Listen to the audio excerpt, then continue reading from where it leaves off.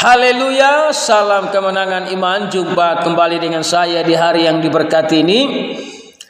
Kali ini saya mau tanggapi sebuah status yang berkata Yesus tidak ada dosa waris.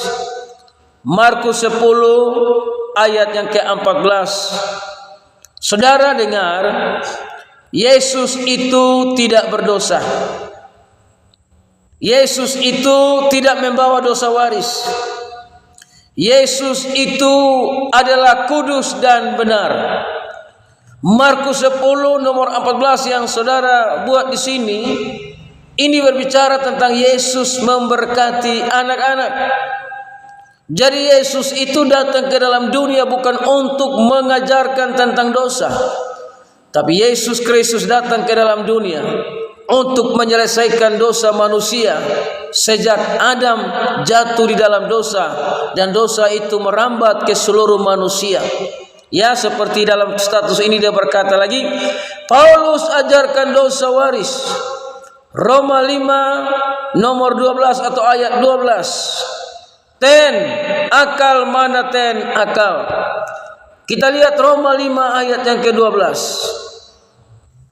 Roma pasal 5 ayat yang ke-12 dengan perikop Adam dan Kristus. Sebab itu sama seperti dosa telah masuk ke dalam dunia oleh satu orang, dan oleh dosa itu juga maut.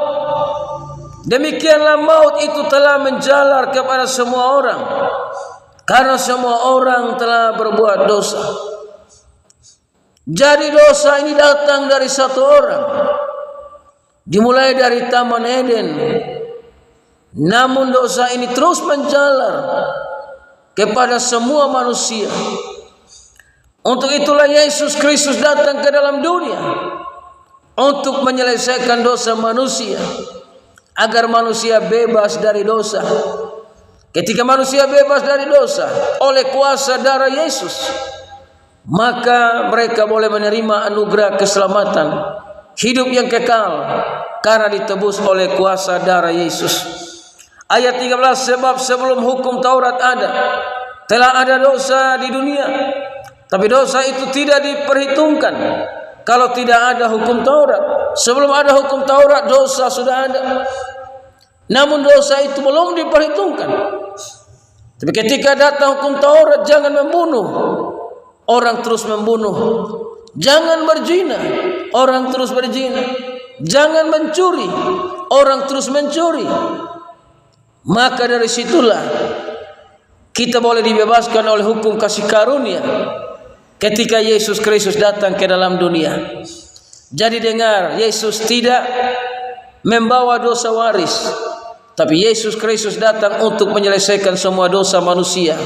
Sebab itu terimalah Yesus untuk pengampunan dosa. Hanya orang sombonglah yang tidak membutuhkan Yesus.